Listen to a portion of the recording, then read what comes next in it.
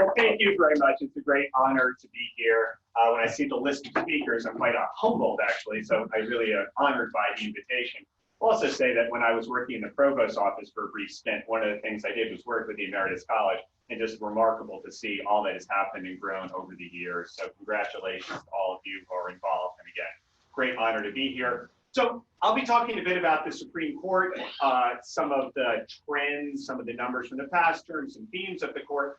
I will try to leave plenty of time at the end for questions and answers, but if in the middle you feel there's a need to ask a question, I'm a law professor, so I'm used to that, and if there's not enough, then I'll be calling on you. So we'll be ready for that. My basic plan is to talk a little bit about this most recent term of the United States Supreme Court, this transition from, we'd often thought about the Kennedy Court, with Justice Kennedy being the justice in the middle, the one who would really be deciding those close cases, perhaps to the Roberts Court, the first term which we see the new Justice Kavanaugh, and then talking about a number of important issues that we've seen the Supreme Court address, some of them over the past term, some with the term which just began, and some of the larger themes we see of this Supreme Court.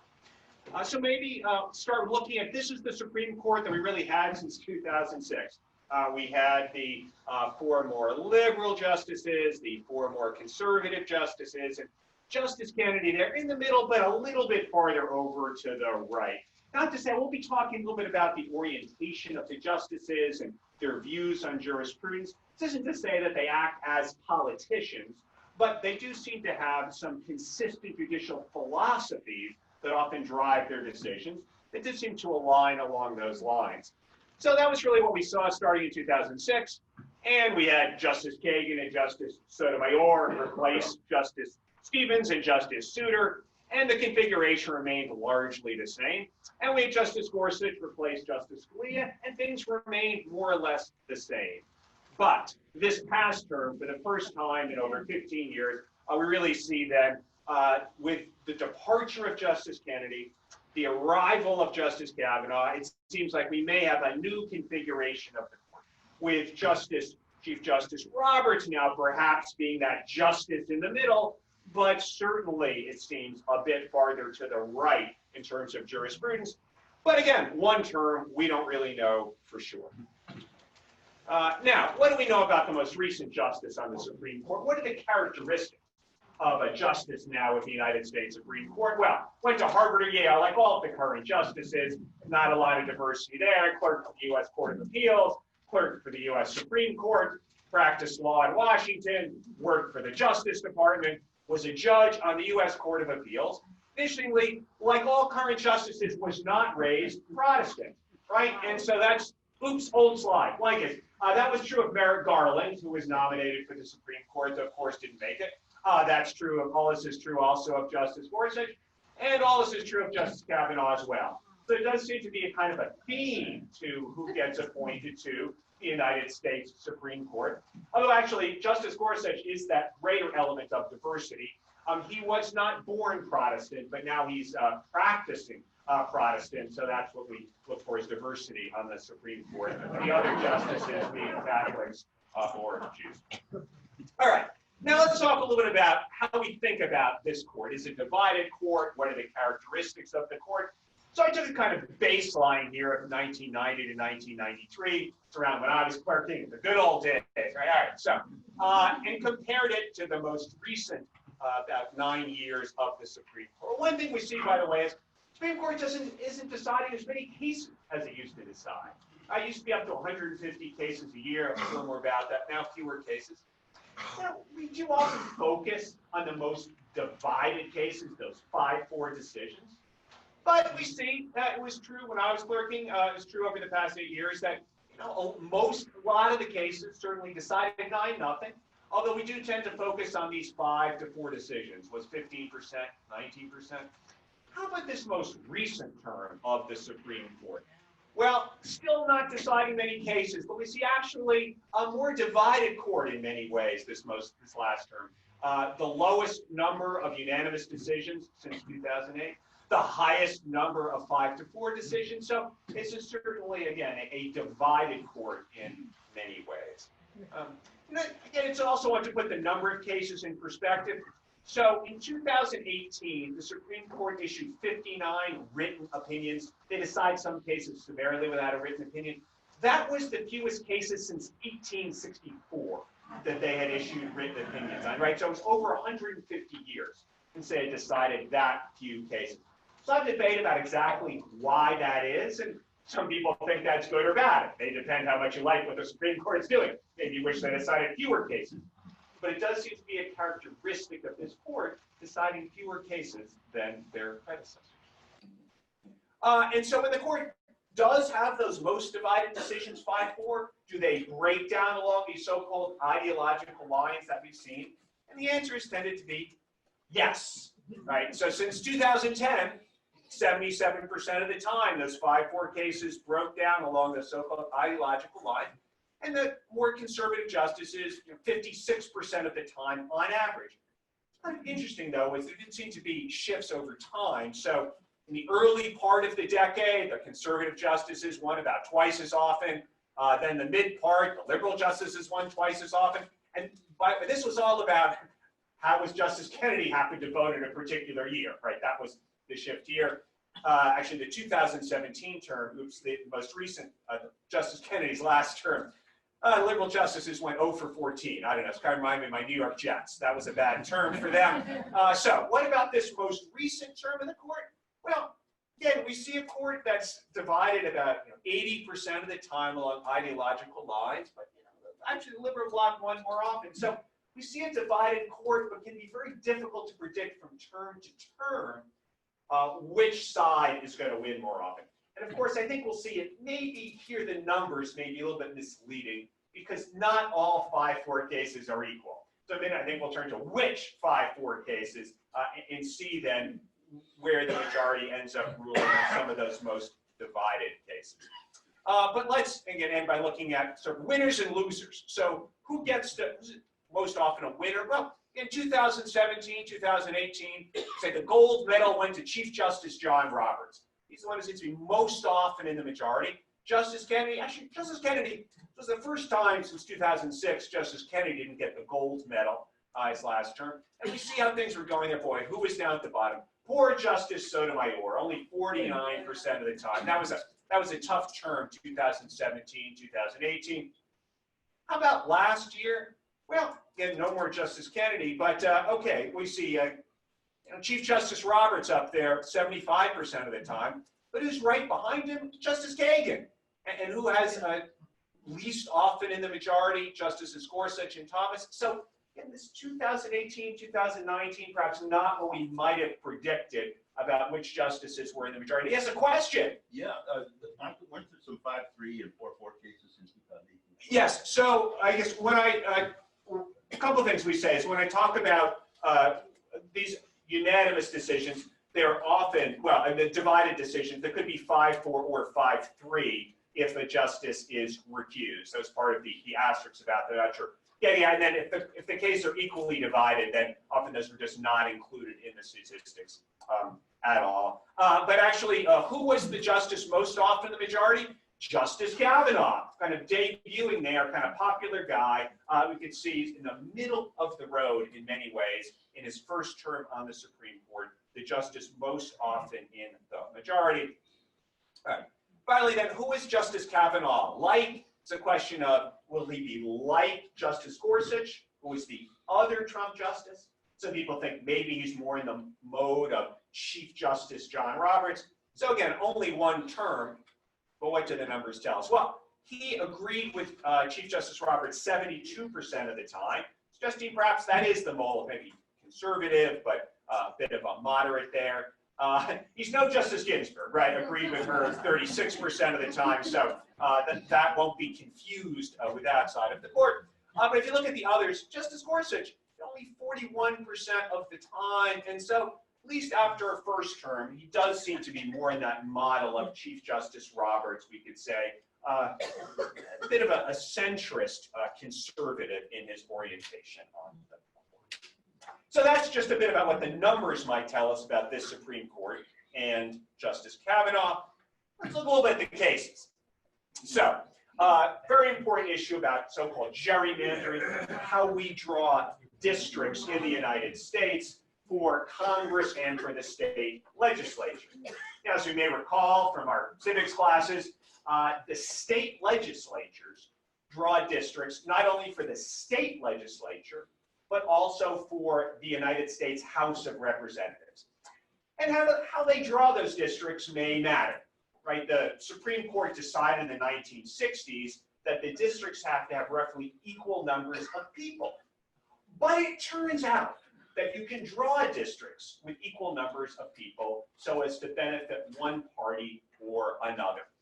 That was to some extent true back in the 1800s, right? The gerrymander is named after Elbridge Gerry from the early 19th century, but it's even more true today. And the Supreme Court has been trying to figure out what to do about that issue, about partisan state legislatures drawing districts to benefit a particular party. And that was the situation out of North Carolina. So it's the North Carolina legislature, both branches were controlled by Republicans, and they clearly redrew the congressional districts in a way to favor Republicans, and they succeeded. Right? So in 2016, in 2006, I'll get it here in a second. In 2016, right, statewide, 53% of the vote went for Republicans. But of course, we don't elect members of Congress on an at-large system, but by district. And the way that those districts were drawn meant that 77% of the districts went to Republicans. Right? How do you accomplish something like that? In general, what you do is you pack the Democrats into as few districts as possible, getting large majorities there, which leaves the rest of the state for Republicans. And that's what happened. So the 3 Democratic seats, more than 70% of the vote. I managed to pack the Democrats into those 3 districts. And again, that's what the Republicans did in North Carolina. Democrats have certainly done that in legislatures where they're in the majority. The lower federal courts found that an unconstitutional partisan gerrymander, that although the districts were of equal population, they've been drawn in such a way as to give an unfair advantage to Republicans. Right? Look at that. Slightly more than a majority, but great majority of the representation in Congress. And again, in the state legislature, that is, you can keep doing that in the state legislature to keep having your party reelected again in the state legislature and then draw those districts for Congress. Now, a question the Supreme Court have been grappling with is what to do about this? And can you find some standard to say that, well, how do you know when that partisan influence is too much to make it unconstitutional? Well, in this Veith case in 2004, the last time the Supreme Court looked at this issue of partisan gerrymandering, drawing districts for partisan goals, they split. The 4 turned out more conservative justice said, we can't figure out a standard to apply, so the federal courts should not look at partisan gerrymanders at all. The 4 more liberal justices said, no, we think there's something that we can do to find a standard. Not sure what it was, but there is a standard. There is a role for the court. And Justice Kennedy said maybe. He just wasn't sure. He said maybe there's a standard, I don't know. And so the court was split there. And this is certainly an area where people thought the replacement of Justice Kennedy by Justice Kavanaugh would make a difference, and it did. Right? 5-4, Justice Kavanaugh now in that majority, the Supreme Court said non-justiciable. There is no role for the federal courts in looking at partisan gerrymanders. So look, there's a long history. That's why they're called gerrymanders, because they're named after Elbridge Gerry from the early 1900s. Said, look, the Constitution gives the power to draw districts to state legislatures. The framers probably envisioned that there would be some role here for politics in that. I said, how can we find a standard? How much is too much when it comes to political influence? And then Chief Justice Roberts saying, the fact that gerrymandering is incompatible with democratic principles does not mean that the solution lies with the federal judiciary, right? And this is really a kind of, I think, a dividing line. People say conservative, liberal, how does that align? It's an issue where it turns out because Republicans control the majority of the state legislatures after 2010, that most of the partisan gerrymanders were done by Republicans. And so getting out of the business of looking at gerrymanders tends to favor Republicans.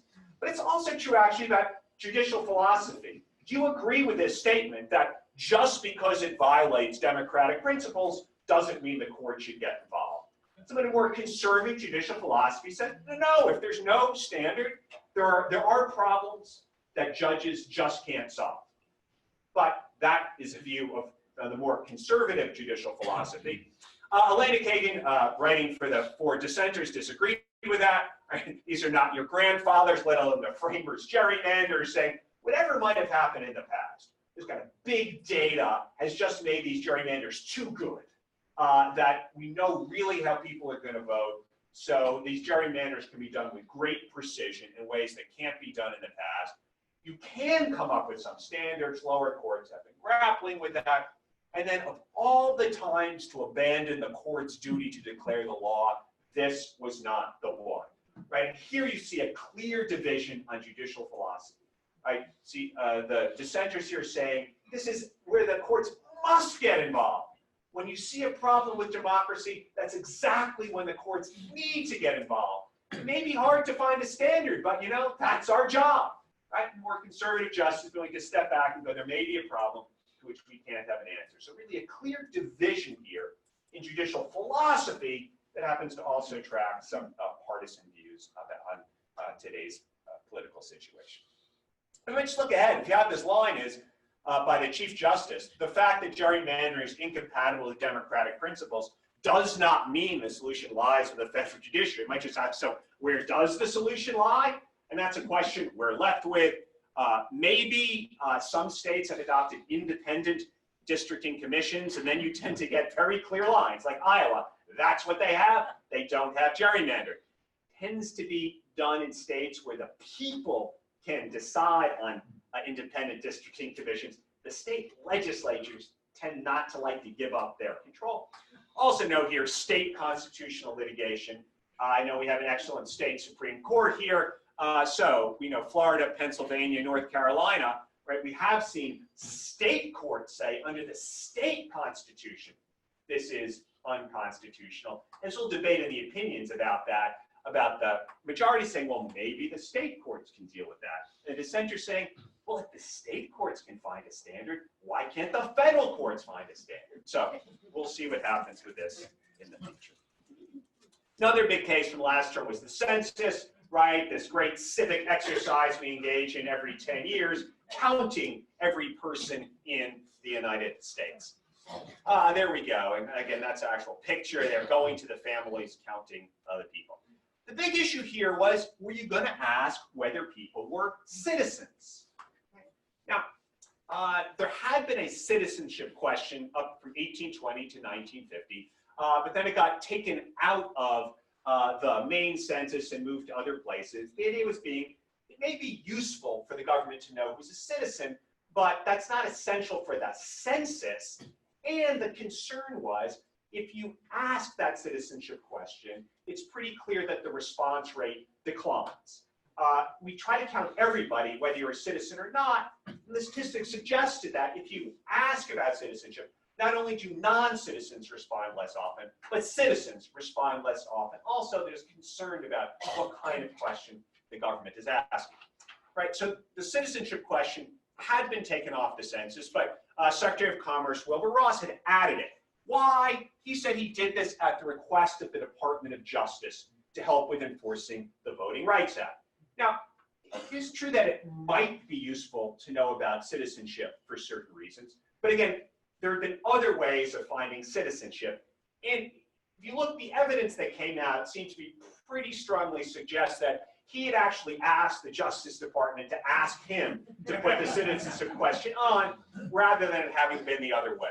So how is the Supreme Court going to look at this? Well, we had 5-4 decisions with Chief Justice Roberts being the deciding vote. Now, by 5-4, the Supreme Court said, in general, it is acceptable to ask about citizenship.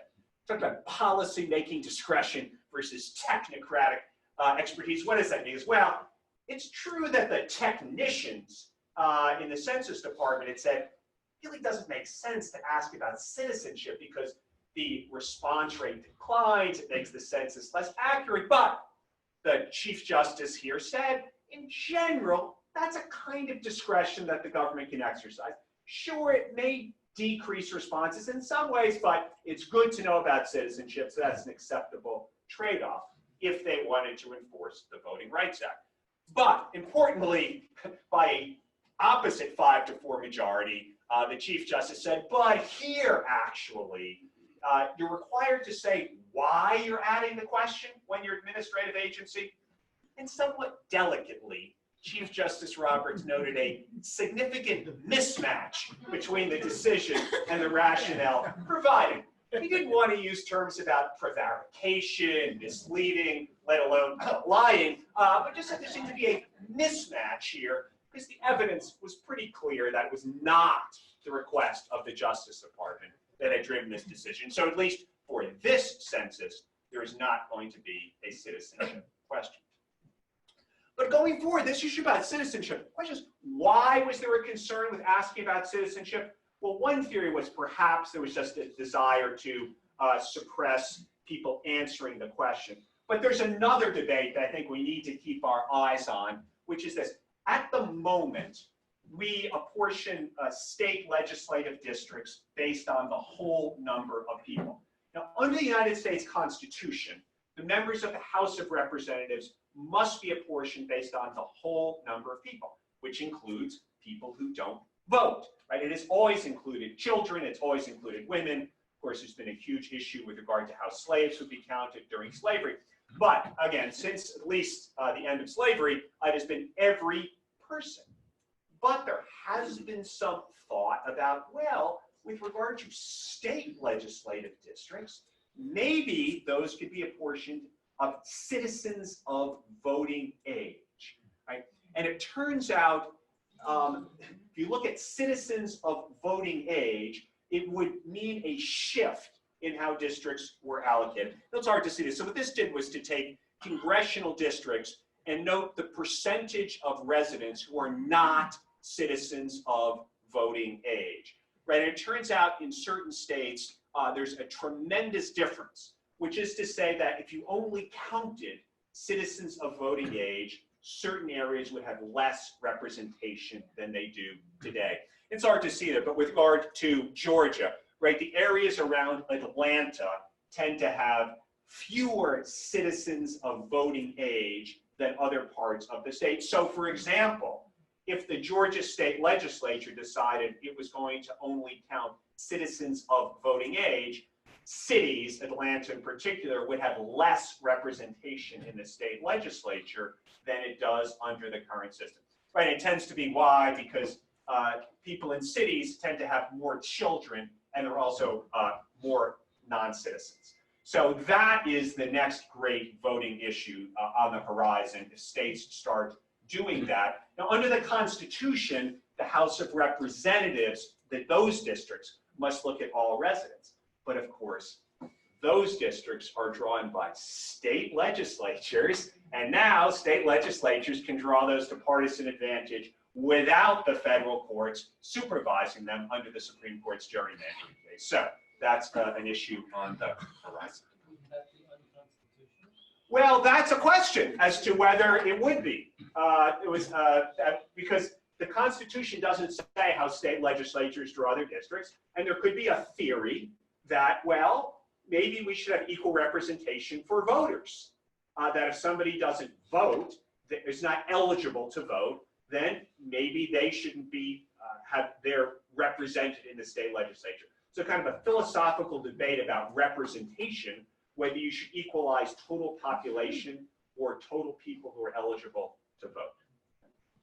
All right, First Amendment. This is actually a big theme of this Supreme Court. This is actually an area where Justice Kennedy's departure probably won't make that much of a difference because of strong views on this Supreme Court, both with regard to free speech and religion.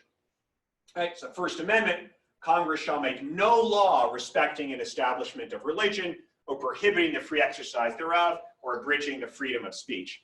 So make sure we're staying on schedule here. Good.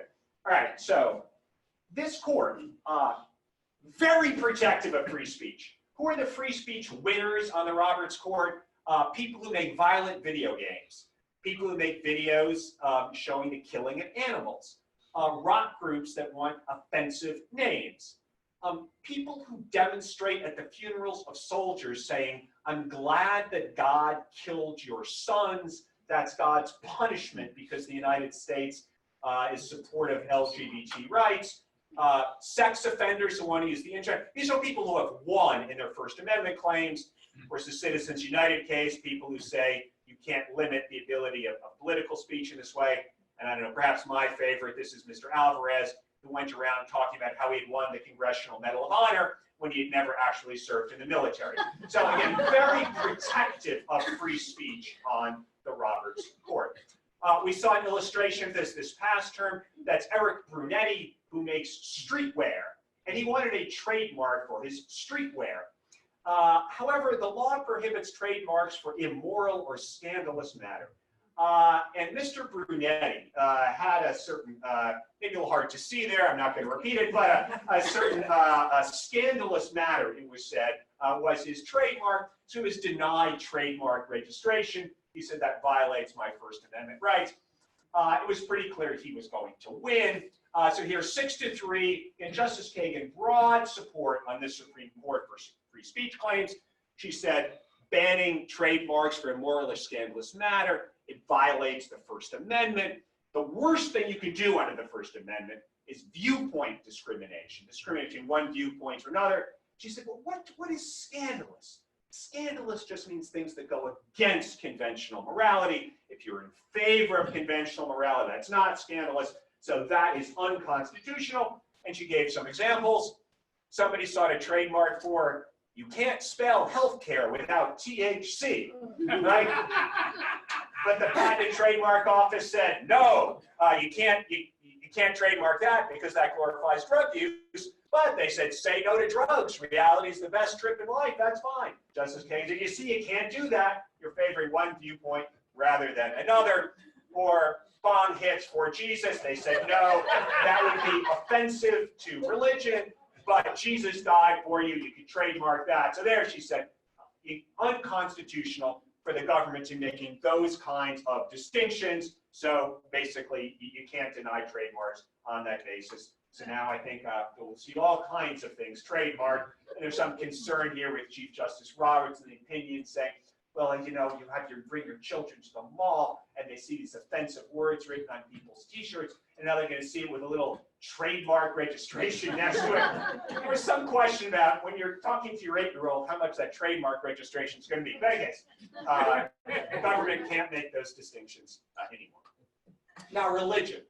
This has been a Supreme Court that has been very protective of religion, both with regard to, does there need to be a separation of so-called church and state, and with regard to the free exercise of religion. And here are some examples. So this past term in Maryland, there was a cross. This was a war memorial. It was erected 93 years ago, 40 feet high. The question was, does this violate the constitutional prohibition on establishing a religion, of government endorsement of religion? To have this cross on a public war monument like that. Broad majority of the court, 7-2, said it does not violate the Establishment Clause. Now, Supreme Court has broad agreement that it's okay to have these kinds of religious monuments. Very little agreement on why, because it's actually pretty hard to figure out why under the Establishment Clause it is allowed. So there are actually 7 different opinions. Chief Justice Roberts and Justice Sotomayor were actually the only justices who didn't write an opinion, so it was easier to mention them.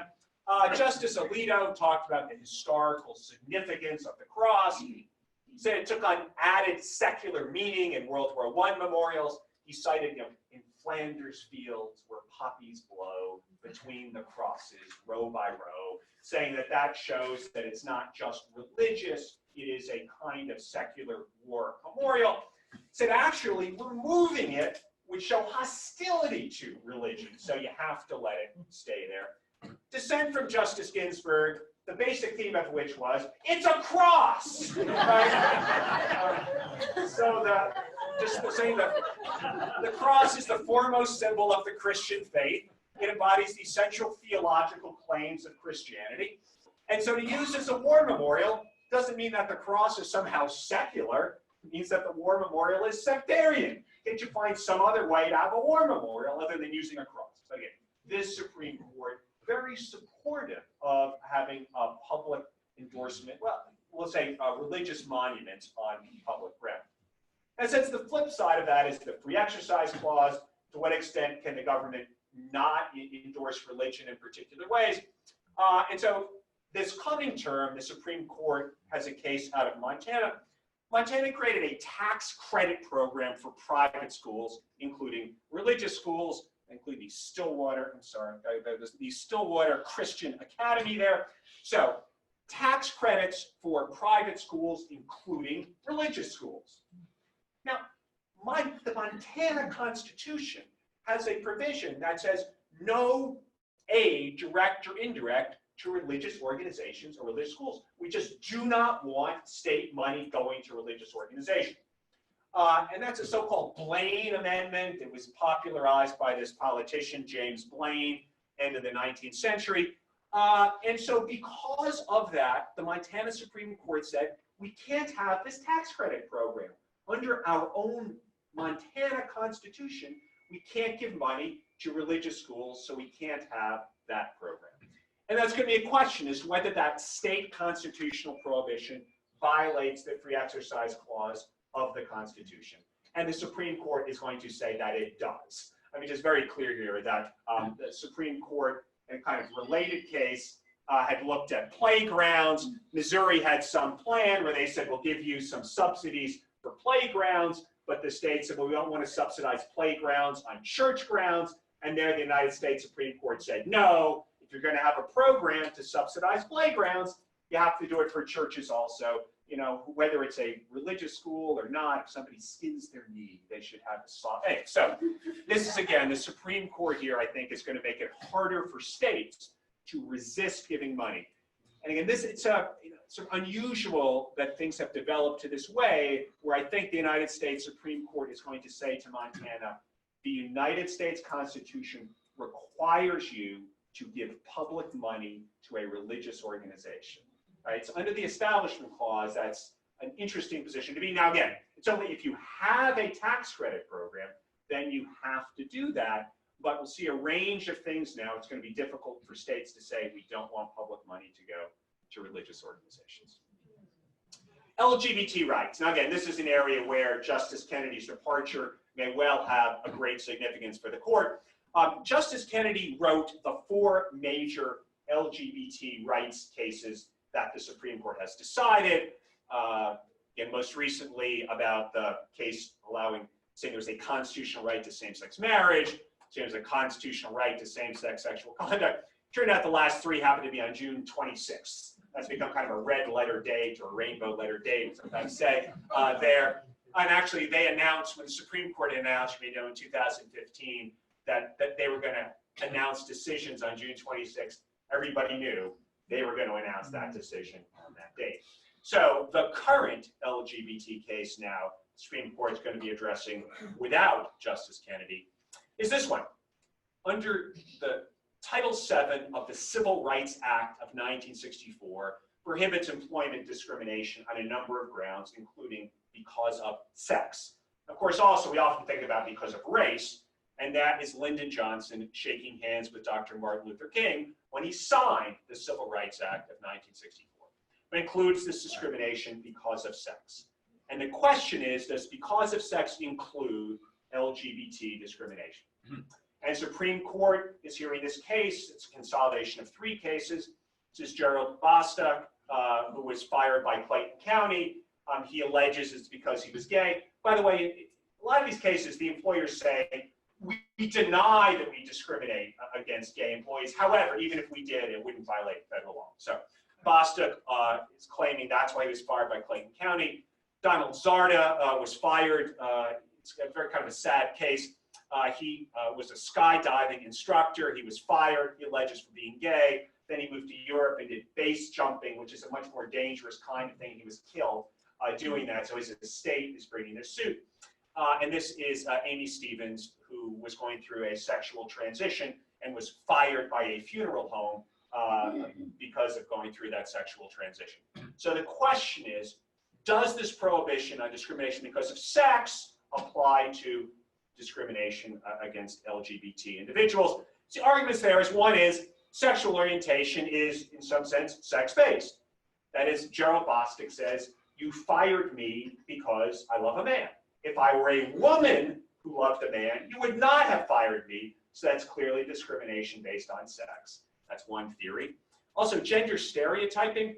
Supreme Court in earlier cases has said discriminating against a man because he's effeminate or against a woman because she's too masculine is sex discrimination. So isn't that really what's going on here, Bostic says? You think I'm not masculine enough, and so that's why you're discriminating against me.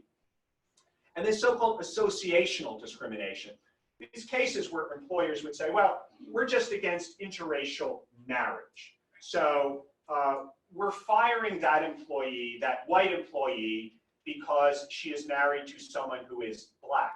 That's not racial discrimination, the employer said, because we would fire a black person who is married to a white person. So that's not racial discrimination. Now, the Supreme Court had no trouble, lower courts saying, no, that is discrimination based on race. The fact that you would also fire, based on the race of your spouse, is that, so it's that's what's going on here. Bostic said, you're firing me because, again, I love or am married to a man. If that were a woman, it would be different. That's the same thing as firing me because of the race of the person to whom I am married. So we will just see how the Supreme Court deals with that. The interesting case of that interpretation, it's pretty clear in 1964, Congress wasn't really thinking about this issue when it enacted the law. But there's been a move on the Supreme Court to focus more on the text of the statutes. So we'll see. The oral argument on October 8th, a lot of discussion about this issue is well, it's clear that firing for interracial or interreligious relationship is because of race or religion. Say, look, in common parlance, if you fire me because I'm married to a black woman, that is clearly racial discrimination. Said, but is it true that if you fired me because I'm married to a man, that is discrimination because of sex? Or is it really because of sexual orientation, and that's different? In other statutes, Congress has distinguished between sex and sexual orientation. And it was also clear to some members of the Supreme Court what they were very concerned about was protecting religious belief. And that in other areas where states and the federal government have said no discrimination based on sexual orientation, they have tried to carve out some space for people who disagree based on religion. And it's clear that the members of the Supreme Court would not tolerate religion as an excuse for racial discrimination. There was a case like that. Restaurant that said it's part of because for religious reasons, we will not serve African Americans. Clearly, that was not an acceptable excuse for discriminating based on religion. But it seems some members of the court view LGBT discrimination as different from that. So we'll see where the court ends up on this issue. Okay. Immigration, just note, big immigration coming up. Remember that in 2012, the Obama administration started the Deferred Action for Childhood Arrivals, DACA. Basically, say if you were brought here as a child, you could apply for deferral, which meant you would not be deported, you were eligible to work. It's a huge problem about people who are here but are not eligible to work, because how do you support yourself? Under that program, about 1.2 million people were eligible, 800,000 were according to deferred action. The Trump administration rescinded DACA. Now, it's interesting here is they probably could have done that just in our discretion. We think it's a bad idea, but for a variety of reasons, they said, well, we think it's actually illegal to not deport people under this standard, give deferred action. And so that'll be an issue. The United States Court of Appeals for the Ninth Circuit said, whatever else it is, the government has the discretion to defer action here. So we'll see how this Supreme Court feels about immigration. We'll just note here that there was an amicus, a friend of the court brief, filed by 19 colleges and universities, including Emory University, which said that you should not, it should be, well, it was illegal for the government to stop DACA in support of deferred action under these circumstances. Gun control, another issue coming up in the Supreme Court. New York City had this very restrictive law that said your handgun can only be used in your home or transporting it to an approved shooting range.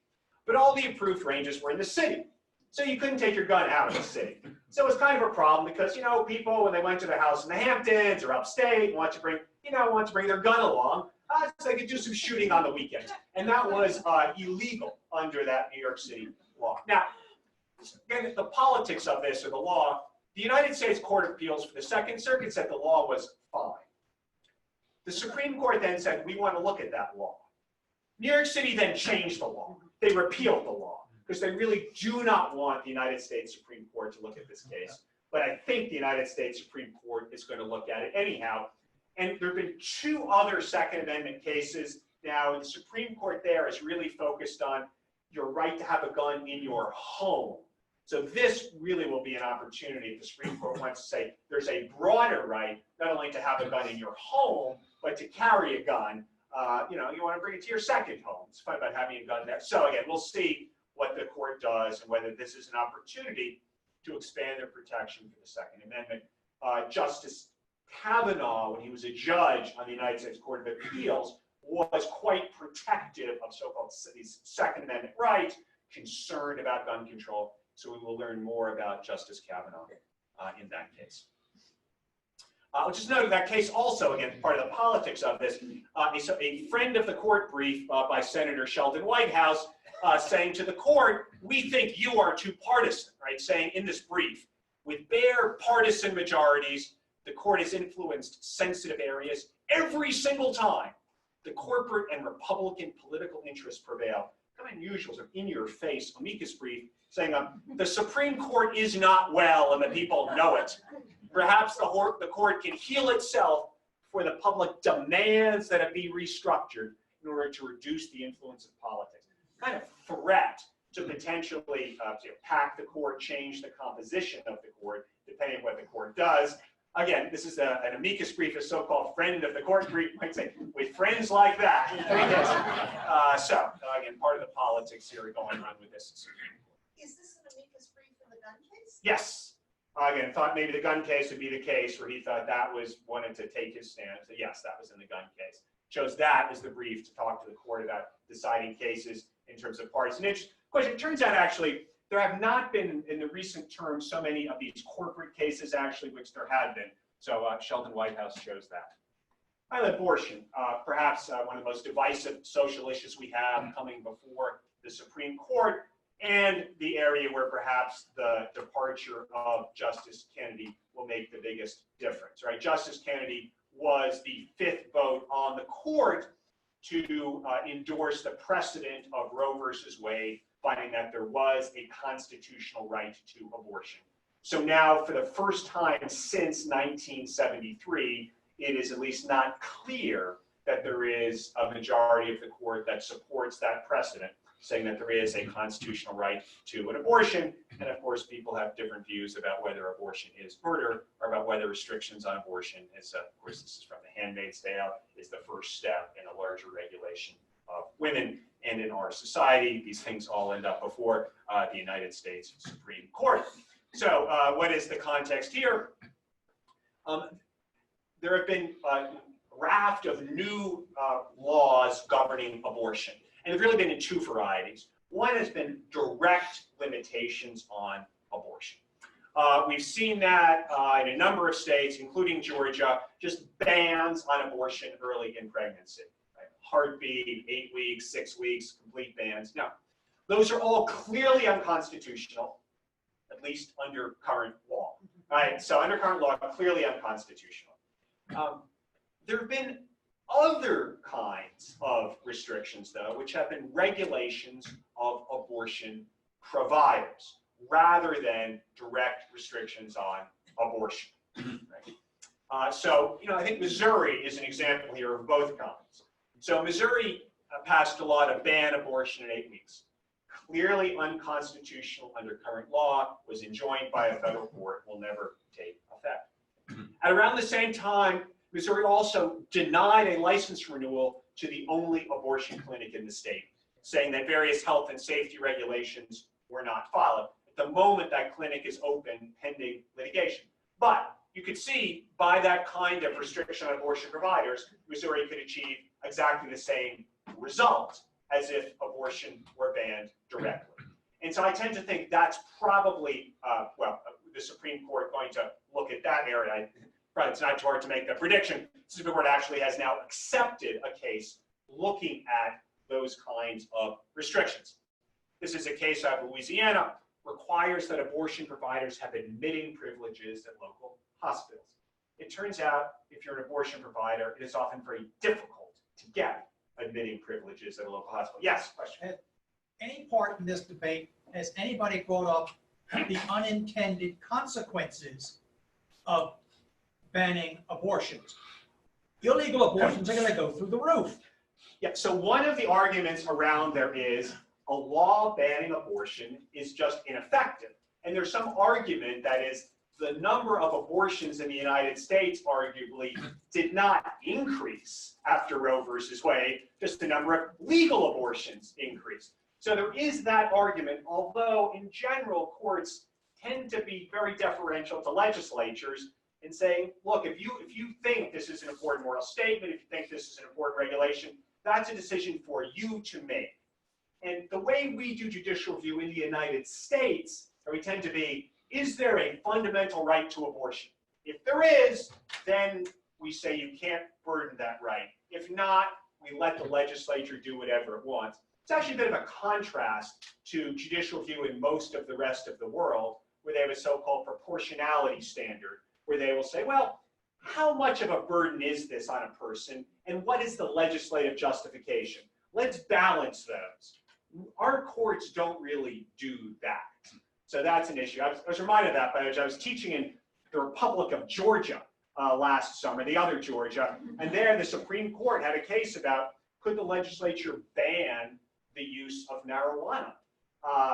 And their Supreme Court said, well, it seems to be a big burden on people's rights to use marijuana, and there's really no good justification for it, so it's unconstitutional to ban the home use of marijuana.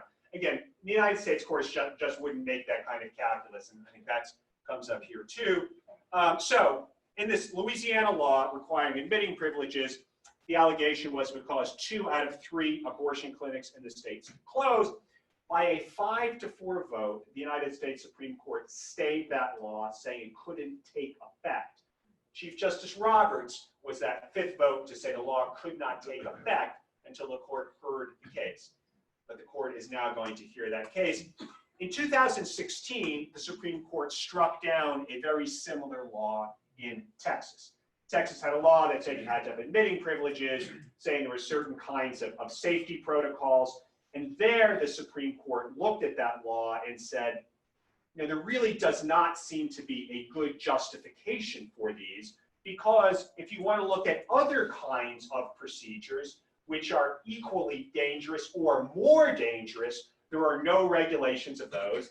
And the court looked at things like colonoscopies or things like childbirth, which is much more dangerous than abortion and is much less regulated. But that was where Justice Kennedy was the deciding vote in that 2016 case out of Texas. So we will learn this term about how the Supreme Court feels about that precedent, how Justice Kavanaugh feels, and how the Supreme Court is, whether they're going to say they could do a lot of things. I think what's least likely is they will say, we're going to overrule Roe versus Wade. They could say, we're going to apply that Texas precedent, but somehow things are different.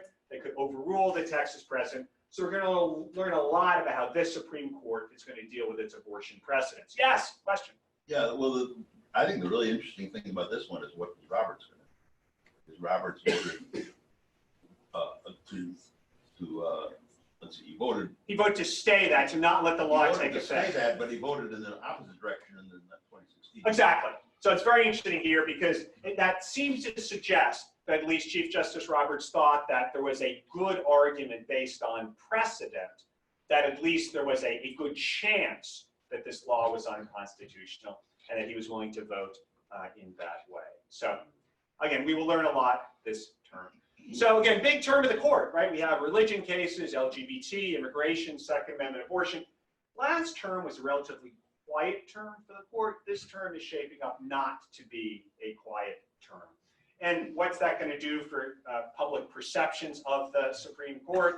And maybe we'll take a look at that. So how does the public feel about the United States Supreme Court? Well, here's their, we poll everything these days. The approval rating of the Supreme Court, 54%. Well, by historic standards, that's not great. Of course, if you compare that to the approval rating of the president or of Congress, right? I think if you added up the approval rating of president and Congress, it would not reach 54%. So relatively popular. Maybe that's because the court stands above the partisan divide in society. But unfortunately, if you drill down a little bit more, you can see that there is great partisan division about job approval. So the approval of the Supreme Court these days tends to be driven by how Republicans feel about the Supreme Court. When Democrats get mad at the Supreme Court, Democrats really like the Supreme Court, they get a little bit mad. You strike down campaign finance, maybe down to 48%. You say the Voting Rights Act is unconstitutional. Okay, you get a little bit unhappy now. Kavanaugh down to 38%. When Republicans get mad at the court, they get really mad. Constitutional right to same-sex marriage, 26%, right? Again, so now we see the Democrats a little bit upset at the court, Republicans very happy, which drives the overall approval ratings of the court. And I think given where we are in society and given the upcoming term of the court, I think these partisan divisions are likely to persist into this election year and beyond. So those are some of my thoughts. Happy to take your questions here. So, yeah, please. If one court passes one rule, the second court takes up the same rule and reverses it, what is the validity of Supreme Court decision? Well, one of the key issues. If you would repeat questions as they come up. So I think the question was really about the role of precedent. That is, the United States Supreme Court decides a case, and then we have a different array of justices, the same issue returns. So again, every justice on the Supreme Court will say precedent is very important, but sometimes it's important to overrule precedents. We had Plessy versus Ferguson, separate but equal. Of course, we had to overrule that precedent. So a question is how wrong a precedent has to be overruled is subject to debate. There tends to be a perception that Chief Justice Roberts, who has a strong institutional role, I think, both by his overall views and being the Chief Justice, may be less likely to overrule precedent and more likely to say, I may not have agreed with that decision initially, but I'm going to honor that precedent. At certain critical times recently, it seems that's where the Supreme Court was. In 1992, actually, I was clerking at the Supreme Court at the time. It was a direct challenge to Roe versus Wade, and most people thought the Supreme Court was going to overrule it. I thought the Supreme Court was going to overrule it, but it turned out in that circumstance, really, Justice O'Connor and Justice Kennedy, who might well not have voted initially to find a constitutional right to abortion, decided that the weight of precedent was so strong that they, at this point, were not going to overrule Roe versus Wade. We will just see whether Chief Justice Roberts, perhaps Justice Kavanaugh, is of that opinion. Question? Yes? I think that Please, everyone who's asking questions, please speak up so the webcast can pick you up. Thanks. it seems to me that we have a structural problem right now in society that is moving away from really our democracy, our core democracy. And so, we have this in the Senate where a few 100,000 people in Montana have the representation of many millions in California or New York. And we've had multiple presidents elected that lost the popular vote. And in terms of the court, it feels like looking forward now for the next decade or two, that we might have a court that is quite seriously out of step with the opinions of the majority of the people in the country. So I'm just wondering, is it really impossible to, quote, pack the court? What are the rules around that, and is there a reasonable, practical way the court could be reconstructed in a way that makes it more representative? And is there a similar way to legally or structurally, can we make progress in returning to a more democratic representation instead of this bifurcation and then having an unrepresentative structural system? Boy, so broad question about democracy and our system and the role of the court. So with regard to some of the undemocratic features of our Constitution, right, like the Senate and the Electoral College, very difficult to change, right? You need a constitutional amendment, at least to change the Senate. Changing the Electoral College, there's some schemes to perhaps get around that, but I think we are probably locked into that kind of system, and there is a kind of democracy deficit there. Now, a question about the court and perhaps being out of step with the system. Now, again, justices in the Supreme Court are selected by presidents of the United States who are elected by the people of the United States, more or less. So we find, I think political scientists who look at this tend to say that over time, the court tends to follow the views of the people. Now, there have been moments when that has not been true. Right, in 1936, I know Professor Bork probably can talk about this more than I can, we saw that there was a view of the court being very out of step with where the society was, and a threat of so-called packing the court, changing the composition of the court, which perhaps was significant. And that brief from Sheldon Whitehouse, the senator, suggested that as well. So the composition of the court is not dictated by the Constitution. Congress has changed the size of the court and can change the size of the court.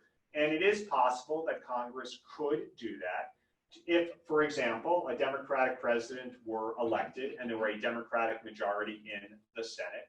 I think, first of all, they would have to eliminate the filibuster in the Senate generally. And then it is possible, which is not constitutionally required, it is possible that the Democrats would then increase the size of the court. On a simple majority. A simple majority is all that would be needed to do that, assuming you do away with the filibuster rule. I think there are very strong institutional reasons for that not to happen. For to say, well, look, the court, we just may not always like what the court does, but over time, having a relatively independent court seems to be a good idea, even if we disagree with individual decisions. And again, various decisions, again, can go either way with those life tenure justices. I have to say, the one thing that I think might change that is if, again, remember that Justice Scalia died in February of an election year, and the Republicans who were in control of the Senate refused to consider Obama's nominee of Merrick Garland. If, for example, Justice Ginsburg were to die after February, and if Donald Trump were to nominate and the Senate were to confirm a Republican under those circumstances, given what happened with Justice Ginsburg, I would actually almost expect that is if there were a Democratic president, Democratic majority in the Senate, they would change the size of the Supreme Court in response to that. But otherwise, although it's possible for that to happen, I think it is unlikely, again, unless there were an issue to really crystallize in the public's mind something that is not just in general an unfairness, but a very specific kind of issue. I think it's unlikely that Congress would actually change the composition of the court, though they could expand it and give more nominations to that sitting Removing president. Kavanaugh, how difficult would that be if there's new evidence that comes up on the line of the evidence? Well, so again, to remove Kavanaugh would have to be impeached, right? A majority vote in the House of Representatives, 2/3 in the Senate. That is not going to happen. I think Brett Kavanaugh is on the Supreme Court to stay. David, did I see a hand? Or is it? Yes, there seem to be some areas where the Supreme Court is giving back the decision to the states. Gerrymandering was one that you mentioned. Why can't they do that with abortion as well? Just say, we as the federal government are not going to decide this question.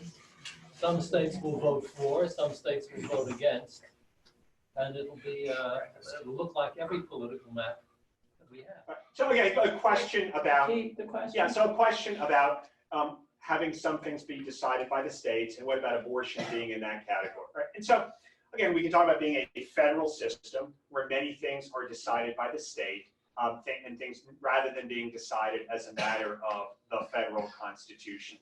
And it really comes to a question that what are the kinds of rights of national citizenship that should attain throughout the United States? And at various times, either through the Constitution, through the 14th Amendment, putting certain guarantees, right? Voting used to be done on a state-by-state basis. The 15th Amendment said you may not discriminate in voting based on race. 19th Amendment said you may not discriminate based on gender. Civil Rights Act saying we don't really care what local majorities think about private discrimination. We're not going to allow that any place in the United States. So it's a question of whether abortion is in that category of a right of national citizenship or not. Right? So that is one issue. And just some issues that are going on, particularly with regard to abortion. I mean, it seems clear that, I guess, sort of wealthier women were always able to travel to get abortions. It can be much more difficult for women in certain states if it's illegal for them to get abortions. The other thing actually to say about that is it's possible it could be left to the states, but it's also possible that Congress could pass a law, perhaps banning abortion in the United States. I mean, if there is no constitutional right to abortion, I think it's likely that Congress could pass a law banning abortion in general. Congress passed a law banning certain kinds of abortions, which was upheld. So it might not end up being a state-by-state decision. It might end up being a decision made by Congress on a national level. Yeah, Rosemary? Yes. I saw a very interesting report by Lisa Baber again on PBS NewsHour, my primary news source, and it was about the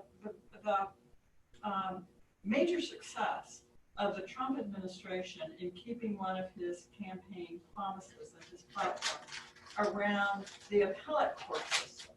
So appointments that are more consistent with the Republican conservative view are making their way forward and hacking those courts.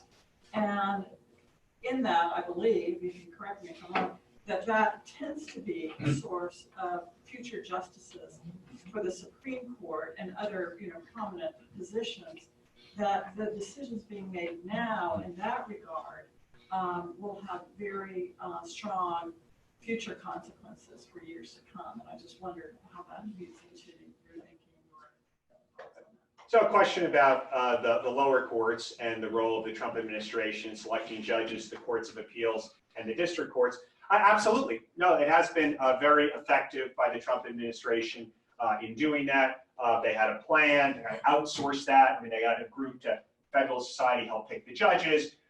The filibuster had been done away with actually by the Democrats when Republicans were filibustering. So Republicans have been very efficient in filling lower court positions. And partially that then does create people who could be justices on the Supreme Court. It's also the case that, of course, the Supreme Court, we said, here's a very, very small number of cases.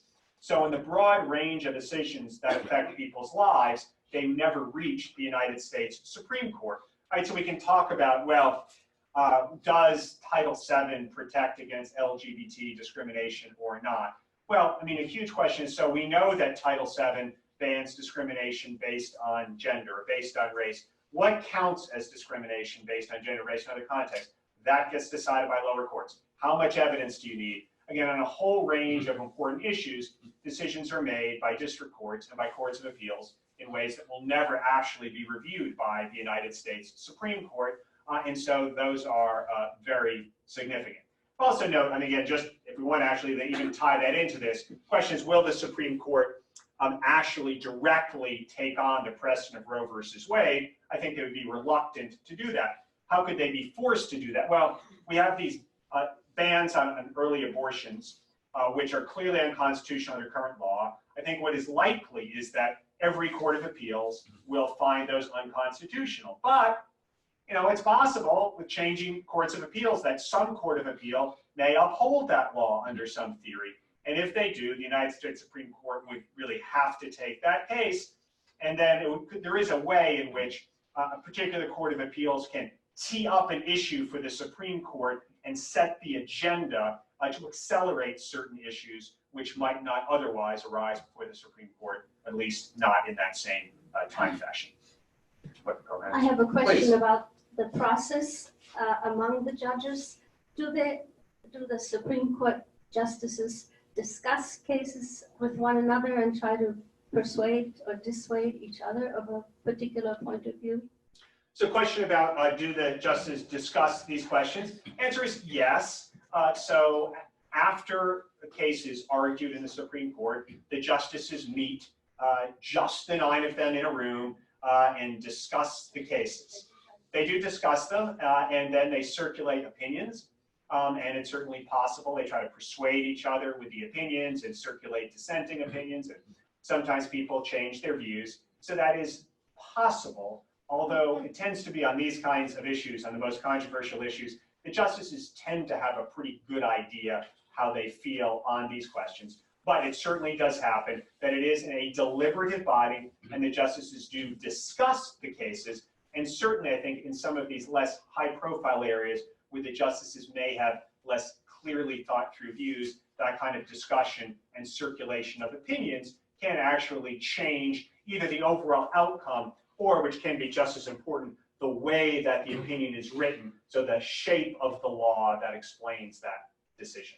Can they have side discussions too, independent of that group? So a question about whether the justice can have side discussions, the answer is yes. And that is, because in fact, well, what really happens is by the time a case is argued and then the justices discuss it, often by that point the justices' views may be somewhat set.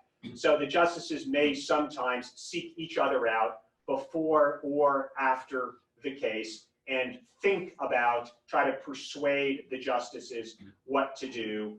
That can, again, sometimes be on one-on-one discussions, and again, different justices have different views about that. Justice Brennan was very big on that. He was a liberal justice on the Supreme Court, and I've been told by people who clerked for him, he and Chief Justice Warren would sit together a lot and talk about how they were going to persuade people, how they were going to move the law.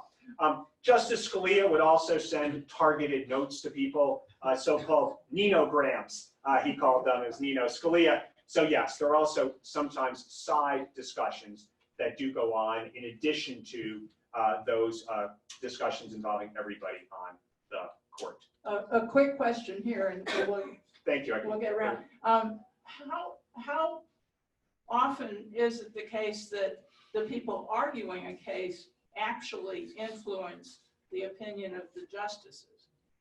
I would say it tends to be very rare that the oral argument makes a difference, particularly in these cases where I think the kind of thing where this so maybe clearly framed legal issues. I'd say sometimes we're not talking about some of these complex statutory cases where the court is trying to figure out what the Employee Retirement Income Security Act might say for risks or something, where I think sometimes then sometimes the people who argue can help explain things to the court, can give comfort to the court about how a case, about various situations, and also, again, help to limit what the impact will be. And I will say even, I mean, the Citizens United case, which was a case about whether you could limit certain speech naming candidates within a certain amount of time of an election.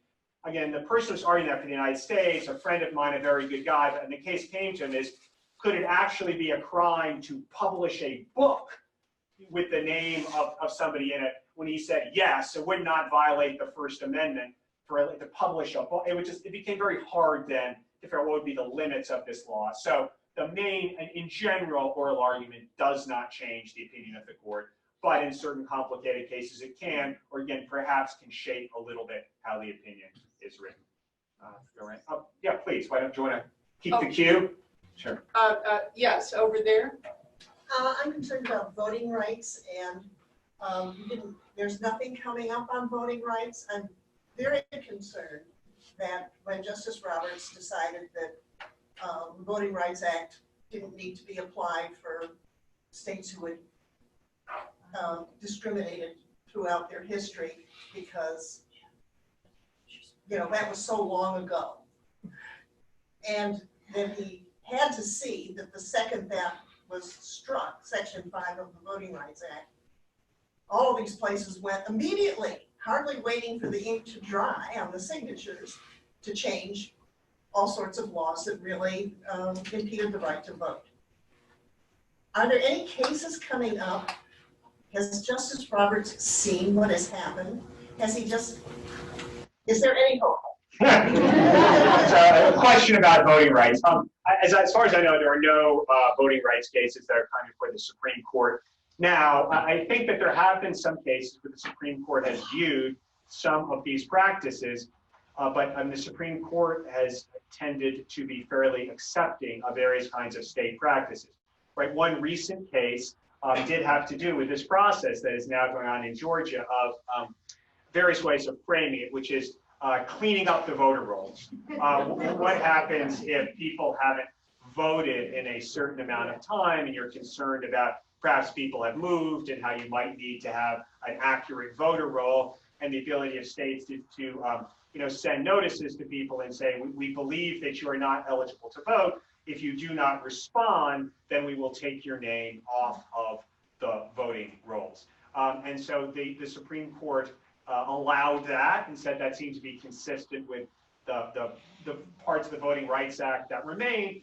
And now we've seen as response to that some evidence. I think there's a case out of Ohio where actually Ohio said, okay, we will open up to you the people that are planning to take off the rolls. And it turned out about half the people, I think it's about 400,000 people. Somebody actually did the research, around 200,000 people clearly should not have been taken off. But a question is as to whether those kinds of practical impact is going to change how the Supreme Court looks at these issues. And I'm just not sure that it will. And again, this is really more about, I suppose, psychology, which is one of the many areas which I think this audience knows a lot more than I do. I'd have to say, in a variety of different areas, Justice Kennedy seemed to be somebody who could say, let's look at how this is actually operating. And when I see how this is actually operating, this isn't actually what I thought was going to happen. And that might make me rethink the precedent a bit. I think that we have not really seen that, I think, from Chief Justice Roberts, saying this is the legal precedent, but that was really understood based on a certain set of circumstances. So I don't think that there's going to be a major role for the federal courts in protecting voting rights in that way. They have to look to state courts, state legislatures. Again, perhaps also there are other things that Congress still can do if Congress and the president were inclined to do that. There was one all the way in the back. We've been hearing that the Trump nominees to the lower federal courts have all been coming out of Federalist Society. Yeah. To what extent is that organization strong in the Emory Law School? So a question about the Federalist Society. Emory Law School does have a Federalist Society, and there's a Federalist Society in Georgia. And I have to say again, as a dean of a law school, I'm very supportive of the Federalist Society, and there's an American Constitution Society. These are generally groups that try to talk to students about important matters of public policy and provide ways for lawyers to think about these kinds of issues. So, but question is then it's really a decision how much weight to give to any particular group in deciding upon your nominees. But I think there is an active Federalist Society at Emory Law School and in Atlanta and in the state of Georgia. Gray had a question up here, and then Catherine. So within the current administration, particularly fairly recently, there's been a lot of talk about executive privilege. And to what extent is that, how is that bound in the Constitution? And is that something that is likely reviewable by courts? And so a question about executive privilege. So the term executive privilege itself is not directly in the Constitution, but there has developed to be a fairly broad consensus that is to facilitate the ability of a president to confide in certain close advisors. It would not be appropriate to intrude into those confidential communications, that when a president is talking to the Secretary of State about important diplomatic matters, that those conversations can take place without the fear that they may be revealed to the public later. Now, something that was really dealt with during the Watergate situation in a little bit in the Clinton impeachment case also was, what is the scope of that executive privilege, and to what extent can it be outweighed by other kinds of important public interests? I mean, President Nixon claimed executive privilege over the tapes that he had made of himself, which the Supreme Court eventually ordered to be released. So certainly claims of executive privilege are judicially reviewable. Part of the issue that I know is it tends to take a fairly long amount of time to have those claims be reviewed. And it seems pretty clear that the Trump administration is not going to, it was not going to respond unless the United States Supreme Court gets involved, which will likely take a fairly long amount of time, which I see why in general, I think the House of Representatives has decided they are not going to wait. So again, I think there are constitutional principles underlying executive privilege that are not directly in the Constitution. It is judicially reviewable, but again, there will be an issue about to what extent there will be the time for the courts to address this, or whether this will be dealt with between Congress and the president dealing with each other more directly. Catherine? Thank you. I was wondering, back to the Electoral College, I know we can't just do away with it. Would it be possible to do away with winner-take-all states to make the votes proportional? So the question about the Electoral College and states certainly have the ability to not align the votes on a winner-take-all basis, to do it in a variety of different ways. Some states do, Maine and Nebraska are not winner-take-all states.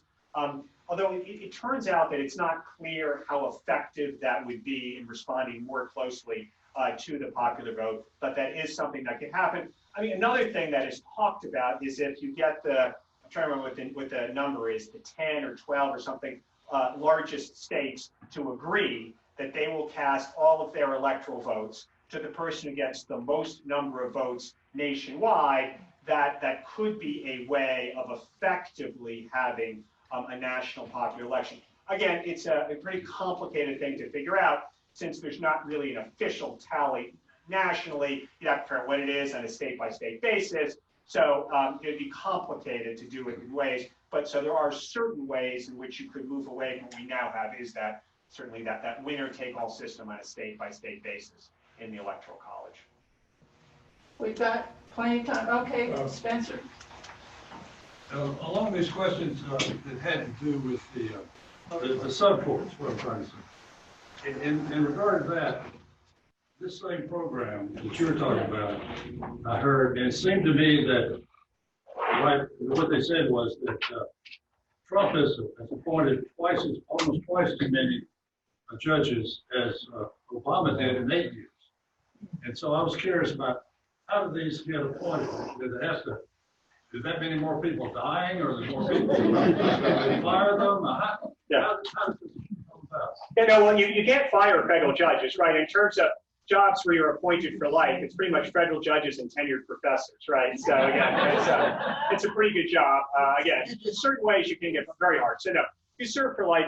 In general, I think with the Trump administration, there are vacancies, and there's just been a greater efficiency in deciding on nominees. And I think that it was more of a priority for the Trump administration. The Obama administration had other legislative priorities, the Affordable Care Act, a variety of other things. It was, again, also the Obama administration was perhaps looking at a broad variety of issues. So again, in terms, I really just think it's the vacancies that have come up and the efficiency of the Trump administration. And that one other factor I mentioned was at the beginning of the Obama administration, there was allowing the minority in the Senate to filibuster judicial nominees, and the Democrats in the Senate eventually did away with that for various reasons towards the latter part of the Obama administration. And so now there has been structurally easier to move forward. It's more a priority for the Trump administration, and there's just been greater efficiency in doing it than there was under the Obama administration. Yeah, I think David had another question. But I think it's wrong to call it efficiency, it's like a legal efficiency. Well, because, I mean, this question is it legal? I mean, I think that the president is allowed under the Constitution to nominate and, by and with the advice and consent of the Senate, appoint judges. So it's hard for me to say that it's illegal for him to do that. Oh, I'm not saying it's illegal for the president, but it's illegal for the Senate to sit on all of Obama's nominees. And Right. Well, again, there's a question, right, about whether it's what the obligations of the Senate is to consider the nominees of the other party. There's a question as to what the obligations are. And particularly, we saw that when it came to the nomination of Merrick Garland at the end of the Obama administration. Might be wrong, but not David and then illegal. Jim. Yeah. Yeah, David? Are you concerned that there's this decline in the number of cases that they're actually dealing with? So your question, right? So is it a problem that the Supreme Court is deciding fewer cases? I think in general, my answer to that is probably no. Now, again, it's a little hard for me to step outside of how well I think they're deciding the cases. But I think that these cases tend to be decided by lower courts. People get their cases heard. And so actually, I'm really not that concerned by the Supreme Court's declining docket. I think it's interesting to note in some ways, it may say a little about the views of the Supreme Court, but I tend to view that as not a major issue. And I think it's hard to say that there are pressing issues out there that it's a real problem that the Supreme Court is not addressing. And I think, thanks for the question, because it's interesting to see that decline, but I tend to view that as probably not being a particularly important issue. And Jim Keller had a question. What's the process of someone deciding what goes to the Supreme Court? And who makes that decision? What's the process involved there? So the question is, what's the process and it is heard by the Supreme Court? So if you lose in the United States Court of Appeals or a state Supreme Court, you have the option, assuming it's a matter of federal law in the state Supreme Court, you can always do it in federal courts of appeals, you have the option of asking the Supreme Court to hear your case. Now, it used to be the case throughout really until the early part of the 20th century that most of the Supreme Court's docket was actually mandatory. They had to hear the case if you took an appeal. That is basically true. I mean, that is true of the courts of appeals in the United States today. Is if you lose in a federal district court, you can appeal to the Court of Appeals, and they have to hear your case. Now, they don't have to grant you oral argument. They don't have to write a long opinion, but they have to decide your case. In the early part of the 20th century, the Supreme Court asked, and Congress gave the Supreme Court discretion over its docket. And the trade-off was the Supreme Court agreed as a matter of practice, not a matter of law, but a matter of practice, that it would take a vote of 4 of the 9 justices to agree to hear a case. And so that went on, but actually, it seems to be one of the things that's leading to the current decline in the Supreme Court's docket was in 1988, Congress changed the law again. So it used to be almost all mandatory. For most of the 20th century, some appeals the court had to hear, some were discretionary. In 1988, Congress eliminated almost all of the Supreme Court's mandatory jurisdiction. So now it is basically completely discretionary what cases the United States Supreme Court hears. So anybody can ask that their case be heard. Typically, there are about 8,000 petitions to have the case heard by the Supreme Court, and now the Supreme Court hears less than 80. My math's not great, but I think that's less than 1% actually get heard by the United States Supreme Court. And it's still 4 out of 9? It is still 4 out of 9 to hear a case. And there's no revelation of what for or have you?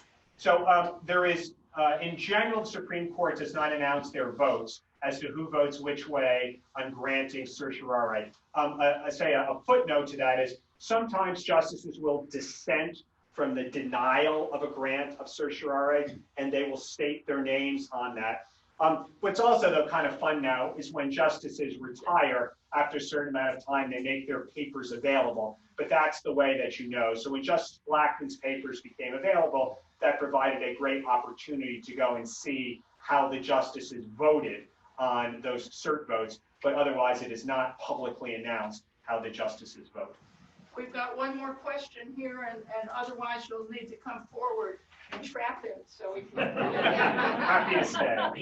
Okay, my question is, when push comes to shove between the executive branch and the judicial branch, namely if the executive branch doesn't answer the subpoenas, and so who's more powerful, the judicial or the executive? What would happen? Yeah. Well, so a question about potential conflict between the judicial and the executive. So subpoenas, right? So subpoenas can be issued by a court, can also be issued by Congress. I think the real issue would be if the United States Supreme Court actually said this subpoena is valid and must be answered. Because it is possible that subpoenas can be struck down for various grounds. They can be improper. They can invade privilege.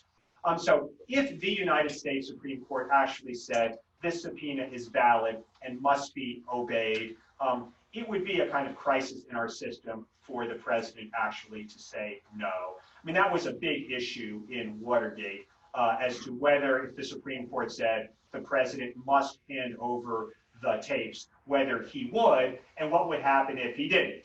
There's basically no way to force the president to do that. President Nixon had said something like, or through his, then the presidents used to speak mainly through their press secretaries rather than through Twitter, but it said something like he would obey a clear order of the Supreme Court. I think it was partly motivating the justices to unanimously say that he had to turn that over. So I tend to think it would be a kind of crisis for a president to disobey an order of the United States Supreme Court. But I think in most of these cases, that's what it would take for a case actually to reach the United States Supreme Court, and for the United States Supreme Court to say executive privilege, other kinds of privilege don't apply, and the president must obey. Again, various kinds of things. I think the Supreme Court wouldn't say that, and it would take a lot of time to actually get to the Supreme Court to reach the point. So Trump can just ignore and tell his well, staff to ignore. I think for the issue is with all of these lower court subpoenas, I think in general, where I think the Supreme Court, this Supreme Court, maybe others, would be supportive of presidents in saying that they would likely not allow the subpoenas to be enforced until the Supreme Court decided the case. So they would not directly disobey an order of a court. And here I would distinguish between ignoring a subpoena of Congress and ignoring a court order upholding that subpoena. I don't think the Trump administration, well, it's not yet, if an order were not stayed, actually disobey a court order affirming a subpoena. But I think eventually, given the way the process works, that's what it would take. The United States Supreme Court saying the president must obey that subpoena. And I think that would be on a time frame that would unlikely be consistent. Again, and this also gets into with the politics of the House of Representatives and how they want to proceed in this matter. Well, we need to wrap it up because it is 1 o'clock, but how about a big thank you?